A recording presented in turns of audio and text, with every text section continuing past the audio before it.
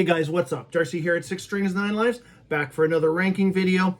Sorry, it's not the updated Flotsam and Jetsam ranking yet. That will be next as far as ranking videos go for me. I also finally have planned another episode of 6 with 6 Strings. I think it's going on to episode 23.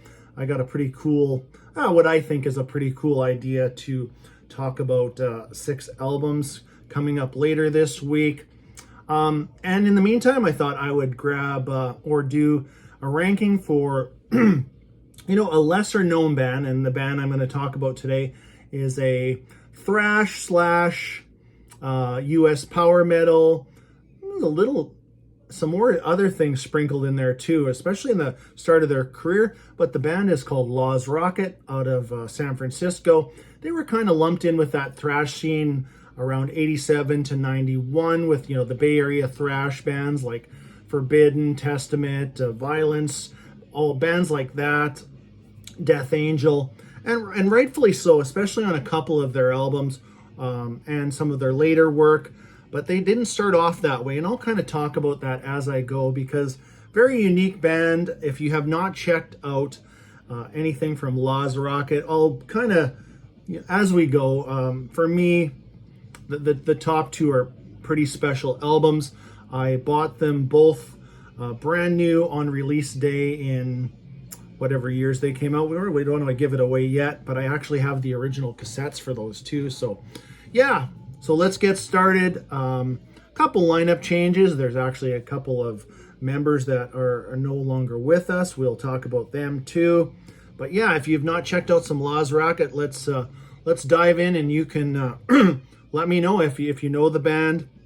I'm sure if you're aware of the band, you're aware of, like I said, at least probably 2 of their albums, maybe even 3 or 4.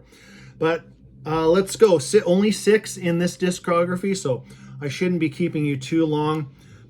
And I gotta say, there's not a bad album in this bunch.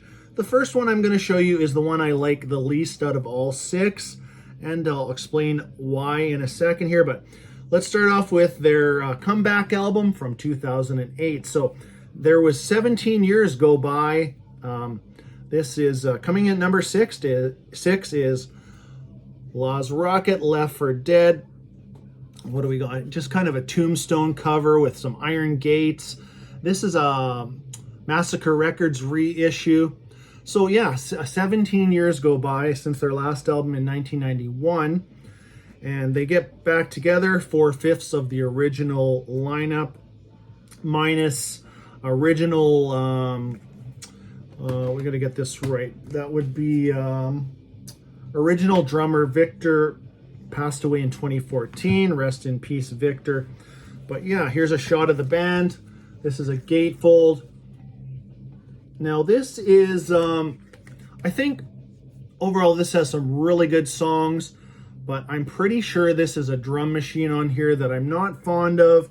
I'm actually not fond of, the bass is very, I don't know, it's almost tuned down. Like if you know the guy from Korn, it's not quite like that. I don't want to go that extreme. What's his name? Fieldy. Where you can just hear that bass snapping and things like that. And maybe a lot of that is the drum programming, because it sure sounds like it is a drum machine. But also, we'll mention the vocalist, Michael Coons, who's phenomenal on, we'll talk about more about Michael, but I think they put a little bit of an effect on his vocals on certain parts of these songs. But check out some tracks.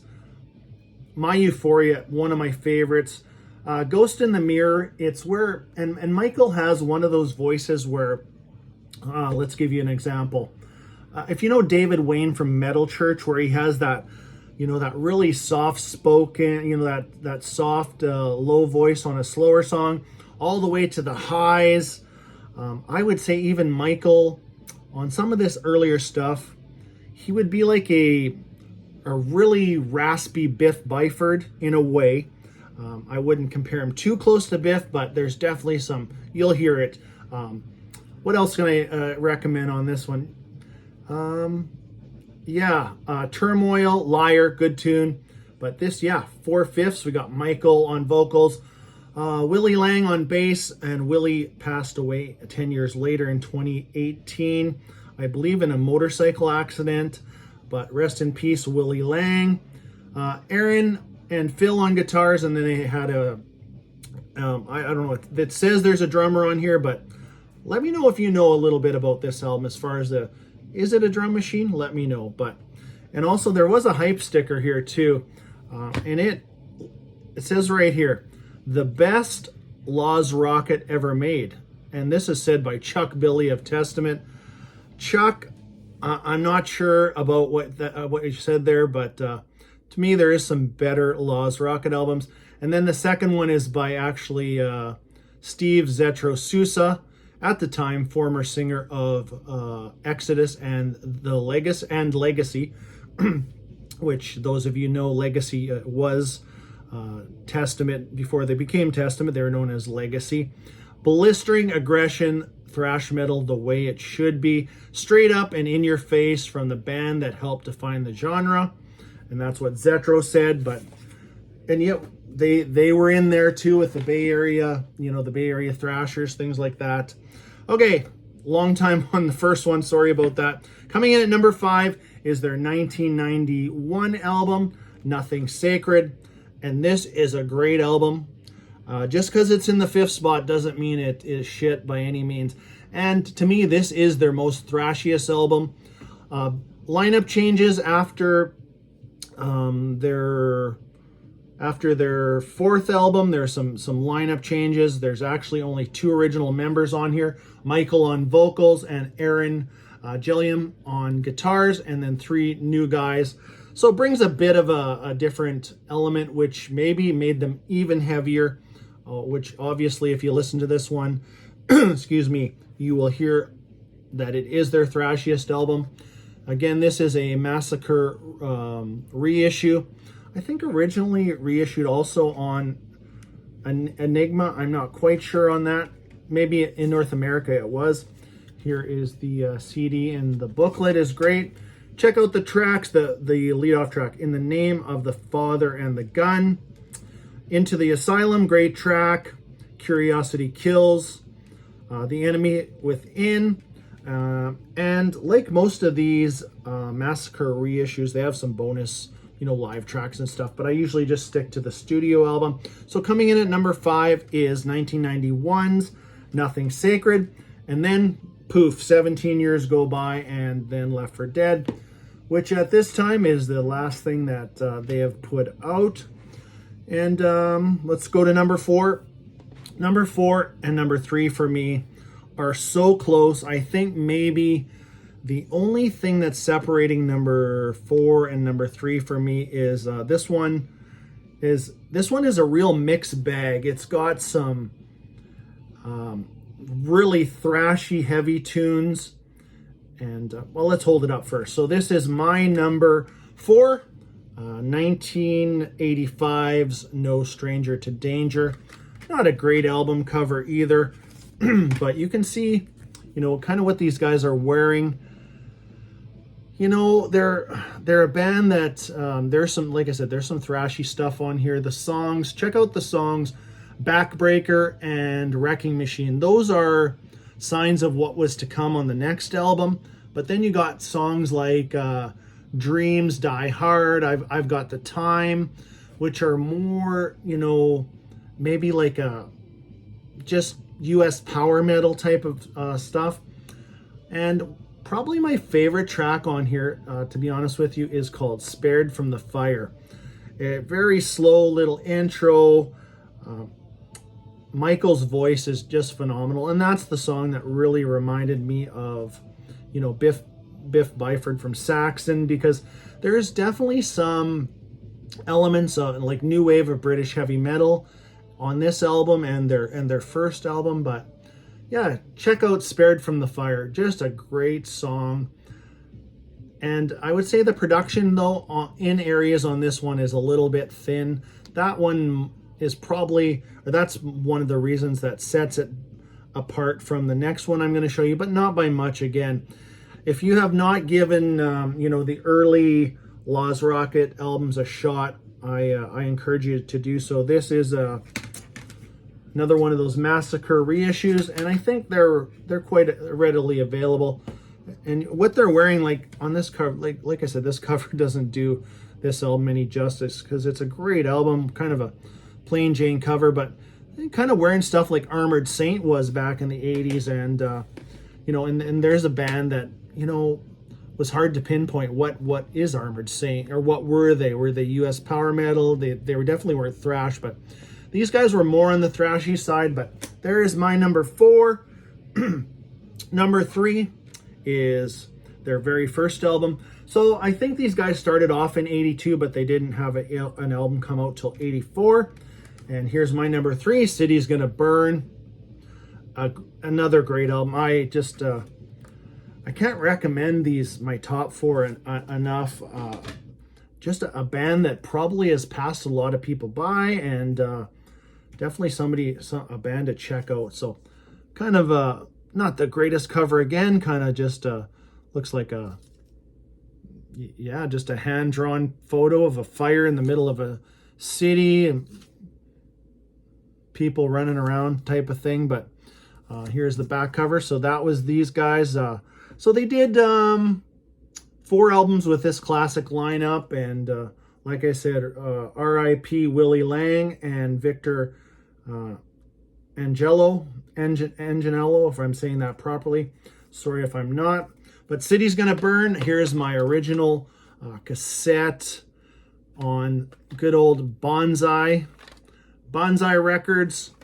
Tracks to check out, City's Gonna Burn. This actually the first side of this album is super strong. City's Gonna Burn, Caught in the Act.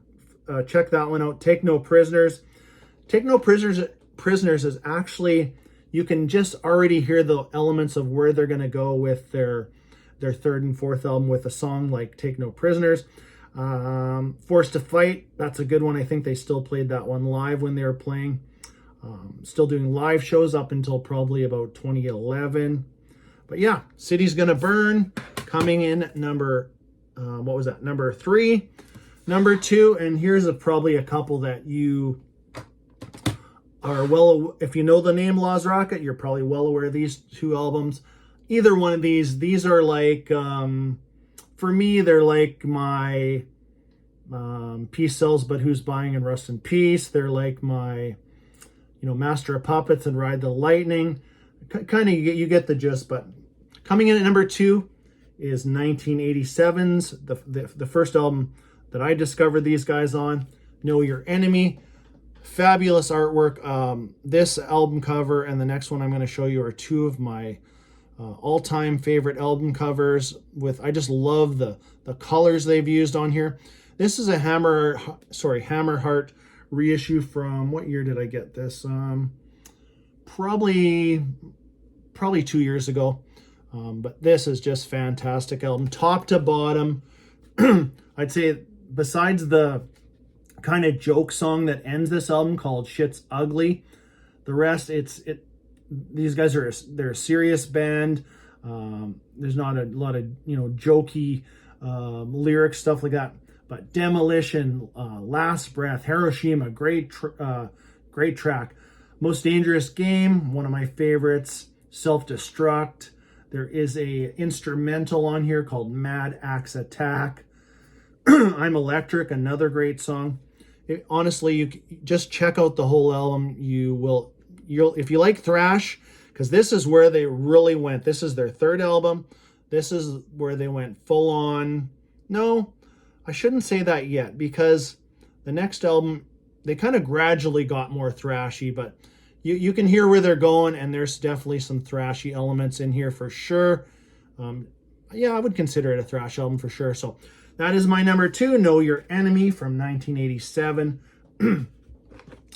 And in North America or Canada, where I was introduced to these guys, their album was released on Enigma. This is my original cassette from 87. There's that Enigma logo.